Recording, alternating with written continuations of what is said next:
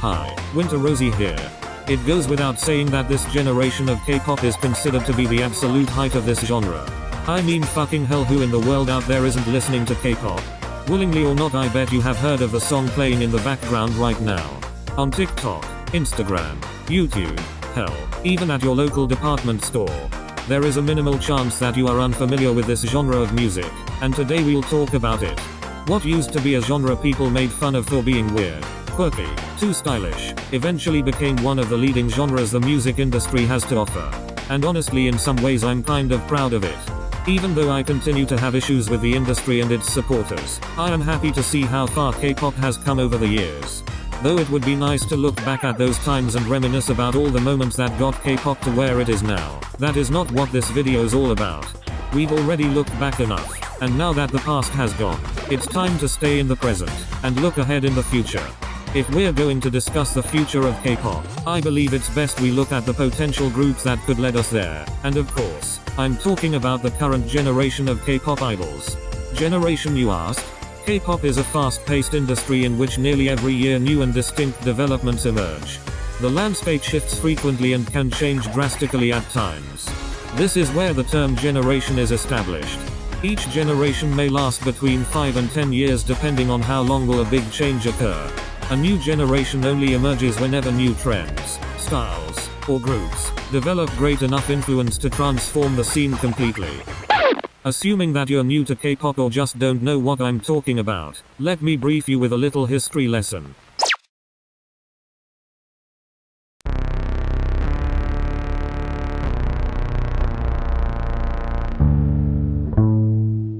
The era of K-pop started to emerge in the early 1990s, propelled by male music groups that were influenced by Western culture. K-pop, though having its roots in South Korea, is heavily influenced by a variety of musical genres, with of course, hip-hop serving as its primary and earliest influence.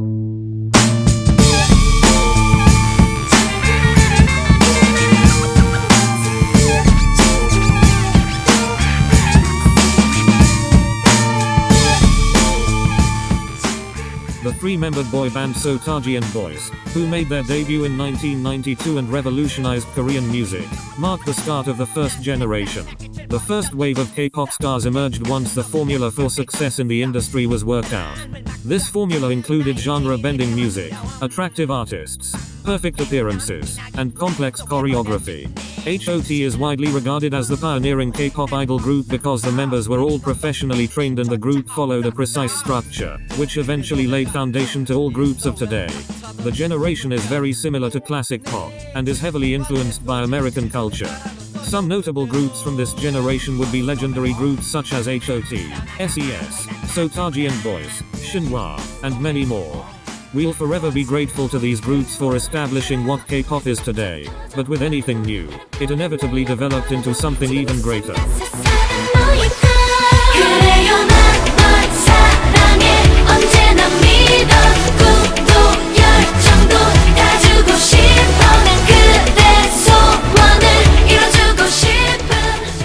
From 2003 to 2011, K-pop performers got more bold and progressively developed their individual styles, so as the industry itself. Unique concepts became a thing and each one of these groups had something different to offer. It is also this time we saw the rise in popularity of the genre. It has gone beyond the borders of Korea, expanding mainly around surrounding Asian countries, and marked the beginning of their growth in the West. The second generation is frequently referred to as the golden era of K-pop, as a result of the artists' promotion of the genre, the production of numerous now iconic songs, and the scene's expansion. Music that is timeless, made by groups like Big Bang, Super Junior, Girls' Generation, 2NE1, Wonder Girls, and so much more that deserves to be mentioned. It is here we witness the formation of the infamous Big Three of K-pop. These three companies had introduced numerous amounts of innovation to the genre, especially from a production standpoint. Seeing all these crazy styling, set designs, content, and music, it was clear to see what K-pop had to offer, which then slowly evolved into what we love about it today.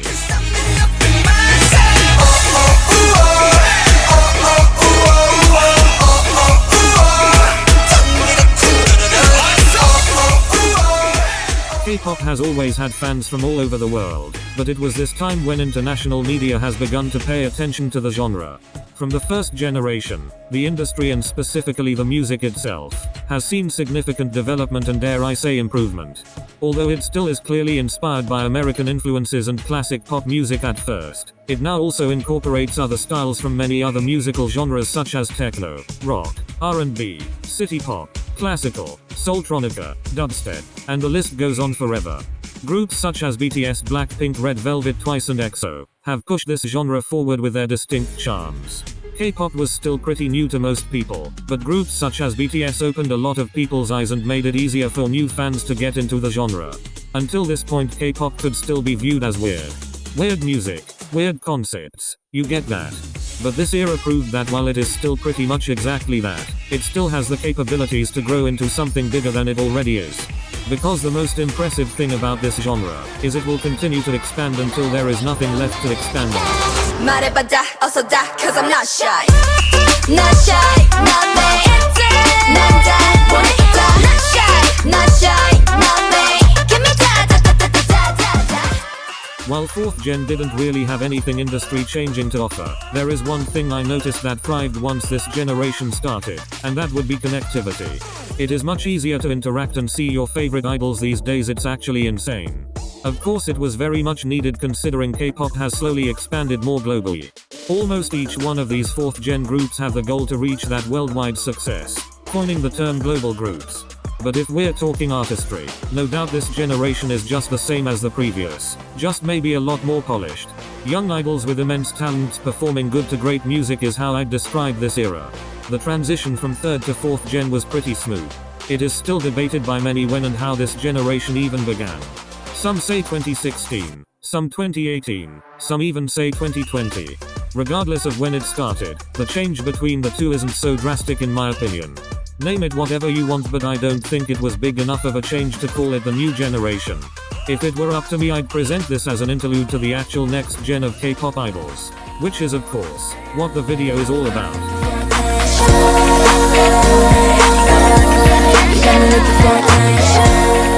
It might be too early to talk about it, but lately there's been a shift in presence in K-pop. After 2021 I didn't really expect much from the industry. Give me fun music with fun performances and I'd be fine. But 2022 was more than that. In fact, I consider it to be one of the better years K-pop has to offer, and this might be a bold statement, but it could possibly be the best in the last 5 years. Either call it the 4th generation part 2 or 5th generation as is, the scene has changed, and the future of K-pop is nearing.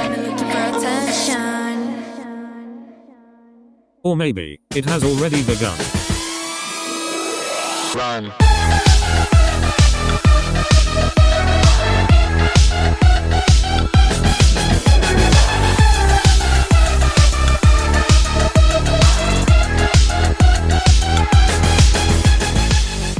Just like everything else in the world, K-pop was meant to change and get better over time.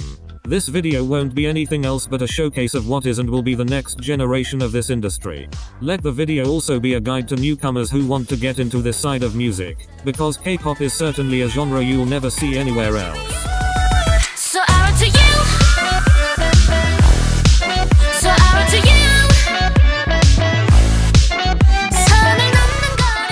This is something most would leave out, but the influence of the fandom's opinions has never been more apparent for the industry. With the help of social media we are free to say whatever wherever we want. We literally have dedicated shows that produce groups based on what the people want, though most of the time it's probably rigged, a good % of it still isn't. Some companies have also started to rely on fan votes in choosing a group's debut title track. I don't think you understand how insane that is. It's up to the people to make the choice of a group's debut song, unarguably an important moment for an idol's career. K-pop stans may not be so smart most of the time, but you can't deny that fan opinion does matter, and will forever matter as long as we support the artists we like. Companies can easily go to Twitter or Naver to see how fans react and what they think. They could effortlessly build around that opinion or what to create something the people would like. This is why we see groups doing the same songs or switching up completely. Not always do they nail the landing, but you can see the influence. Of course I'm all about artistic vision, but K-pop is all about money, and if the money isn't going in, then how else will you be able to show that said vision? Exactly. It only makes sense considering we are the ones running this whole industry. We are the customers after all, and dissatisfying us would cause global catastrophe, literally ending the world. We all know how demanding and crazy we can be, so each and every move a company and the group does must be just right not to cause any commotion. It's a great thing there are now simpler ways to communicate with artists and companies. We can freely open our ideas and they might have a chance to listen. So for the next comeback we can have the best songs, videos, and content possible. Now I can never let 가 너만 생각나 24 넌 행운 아야 정말로 I know 너를 기적같지는 나은이 없어서 전부 다 내 맘. Idol to fan interaction has always been something K-pop's good at, and even more so nowadays. With technology almost literally running the world, stans are now given plenty of ways to meet and or greet their favorite idols. Fan apps have been the craze for a while now. Sure, there's always been some form of private messaging apps in the industry, but most were either expensive or very limited in features. These days most of these apps are expansive and free to use. In just one app you talk with other fans, buy merchandise, watch content, watch live streams, live performances, concerts, and probably the most important, literally interact with idols themselves. All for free, with no limits at all. Sure, some opt for additional features, which obviously comes at a price, but that's a choice for you to make. These days some groups have their own personal apps to use for the fandom. Add those apps with all the social media ones we've had all these years, and without doubt you are bound to interact with an idol one way or another. And that's just the online side of things. International K-pop concerts, music shows, fan meetings, and more, have been on a slow but steady rise. If you ever fear that you'd never get to see one of your little idols in real life, well, fear not, because chances are increasing each year. Due to K-pop's rising global success, it is only natural for them to start branching out of Japan and continental America to even more places. Because if there is anything music goers and stans want, it is to see their favorite musicians performing their favorite songs live. There is a certain atmosphere whenever fans and artists meet in one place. Whether it is a small hall or a huge stadium, that you can never experience through a computer screen. The high energy of the crowd paired with the artist's passion is something I wished all fans of music could experience at least once in their life. Because if there is one thing K-pop excels at, it would be crazy and over-the-top performances your eyes and ears would never forget. Back down, tell you already. Back down, 우리 go steady. Back down, you know that we never gonna back down. From what I've heard and seen, there's a consensus that 4th gen is the leading generation when it comes to performances. If we're talking about the 4th gen groups that debuted between these years, I wouldn't necessarily label them that. Sure, some of these groups have been crazy with their performances, but a good majority of them still are pretty much in line with standards set by the ones before them. This new wave of 4th gen groups, however, definitely deserves the praise. What I've noticed with any of these groups is that they strive for perfection. No matter how small or grand the song is, these idols will surely perform like there is no tomorrow. One aspect of it I'd like to mention would be the choreographies. If there's anything they'd put all their effort on, it would be making you enjoy a stage. Maybe not all of them sing live, maybe not all of them are great rappers, but for sure they'll get your money's worth by dancing their hearts out. There's this little company called Hype that you may not have heard of, but something I've always been impressed by is how they take performances very seriously, and I mean very literally. There was a moment in time where award show performances were at an all-time low. You could almost sit through them and you'd miss nothing. They perform the same shit they do at music shows with just a little remix and that's it. Literally the most uninteresting thing ever. But lately, things have gotten more compelling. Just last year alone we got some of the best we've seen of this generation. And I'm not talking about just Hype, I'm talking about everyone. Even if you didn't know who the group is, you'd honestly be left impressed in one way or another. In my opinion, performance is one thing the industry needs to do right. Even if the song is boring, at least make the eye see what it needs to see. And this is for all groups when I say this. Giving a bad performance is basically disrespecting your audience. Paid or not, the people came to see you, they expect the most out of it, and providing a mediocre experience should be the last thing you do. It takes great talent and a passion in performance to do all of these things. I think it's only right to remind you that a lot of these idols were inspired by the ones before them. With this generation, people with great talent have found a medium where they can express themselves through multiple concepts of art, to be loved by hundreds if not millions of people around the world. Who wouldn't want that luxury? An industry that used to be run by a majority of pretty and averagely talented people is slowly changing, and we are lucky to see it happen with our own eyes. It's a habit, it's a big move. Every day's like a dream, making big moves. Yeah, we do it for a team. Ooh, I'm looking so lavish. Ooh, I bet you can imagine. K-pop has always had their fair share of talented artists, but there was always a huge contrast in level of talent. In the same group you could have the Korean Beyoncé, and beside her you'd see someone who doesn't sing, doesn't rap, and has the dance abilities of whatever this thing is. But over time talent became something K-pop stans really cared about, and slowly but surely K-pop companies started to listen. The high level of talent isn't just in one or two members anymore, they are now spread even across the group. Most members nowadays actually have something to offer more than just looks and fan service. And I won't pretend that fans and companies don't care about looks, because trust me, we all still do. But the balance between that and talent is getting slimmer, finally giving us the best of both worlds. And even if they aren't mega talented, the most rigorous training will surely get them to what they need to be. Suddenly a mid-range singer can belt the highest of notes, the weakest of dancers get the title of main dancer, and idols who have never written a song learn to make the most heart-wrenching songs ever. These companies are making something out of nothing, and that is what I call idol magic. For quite a while we've seen companies debut groups with immense talents and skills, capable of tackling, embodying, and owning any concept or task given to them. It's crazy to think there are people out there at such a young age who are already crazy talented and skilled. It is also very crazy how there are still young people debuting in this industry. No, but seriously, a group like NMIX consists of great singers who are also great dancers, and I can say that about each one of the members. There has also been a rise of great idol songwriters, some have one or two, and some are straight up making their own music. Because of groups like 17 and BTS who came before, known for their very personal works, it is clear that companies have more trust in their idols now than ever before, not just in music, but in performances, videos, concepts, and etc. They treat their idols as artists now, and we honestly love to see that. 이런 말아 그대여 더 치명적인 전쟁 속에 두 발로 버텨 저게 블랙만 봐 두렵지 않아 내가 부셔줄게. And as always, K-pop wouldn't be anything without its music and concepts. You could argue with me that it has gotten stale and repetitive, but in my opinion it hasn't, because the execution of it all is what makes them greater than they seem.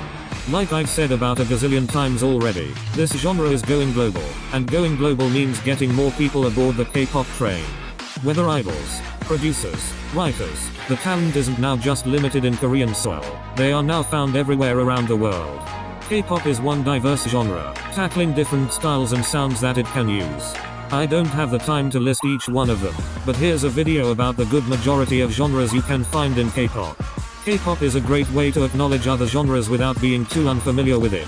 Personally, K-pop has introduced me to sounds I'd never expect to like or even hear. It's what I love about it all, the diversity. There is nothing more I love than seeing an artist's own vision being presented in the flashiest manner possible. The music has also been much better lately in my opinion. I remember there was a time when the decade started where almost every group was uninspired. Now I feel like K-pop is finally back to making consistently good to great music. With the help of talented producers and idols themselves, it feels nice to see K-pop be interesting again. Especially now during K-pop's highest peak yet, it's a fun experience where anyone can enjoy something about it. Of course it's not perfect, there are still some things it could improve on. But all in all I quite enjoy being a K-pop fan. Just don't take it too seriously, that's all. At the end of the day it's all just a music genre with pretty talented people performing. If you look at it that way, this truly is an experience I could recommend to anyone.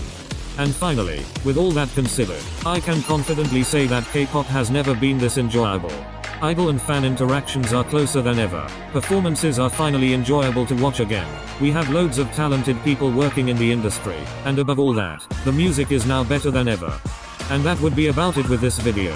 It would be a little underwhelming to end the video right now, so I just have one more special section to share with you all. I really do think we're lucky to be here with all these groups coexisting together.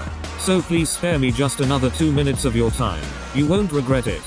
Anyways, this was Winter Rosie, and welcome to the new era of K-pop. Thank you and goodbye.